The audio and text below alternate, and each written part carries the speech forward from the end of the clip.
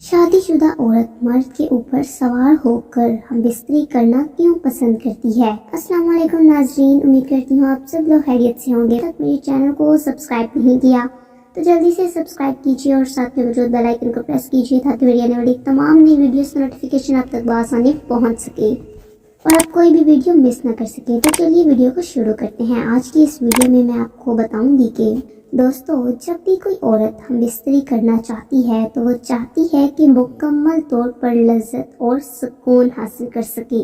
وہ چاہتی ہے کہ اس کی ہم بستری کرنے سے اس کے شوہر میں اتنی طاقت ہو کہ مکمل طور پر ہم بستری کر سکیں۔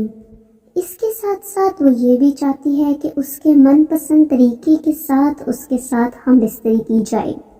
اسی لیے ہر عورت اپنے من پسند طریقے سے ہم بستری کرنا چاہتی ہے۔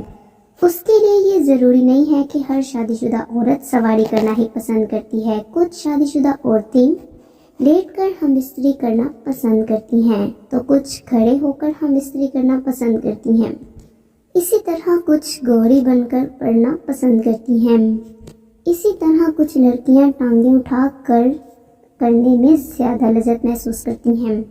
یہ ہر عورت کی اپنی خواہش اور اپنی پسند کا طریقہ ہوتا ہے۔ اس کے لیے یہ ضروری نہیں ہے کہ ہر عورت جس کی شادی ہو چکی ہو اور اس سے کچھ وقت گزر ہو چکا ہو اس کی شادی کا، وہ سواری کرنا ہی پسند کرتی ہے۔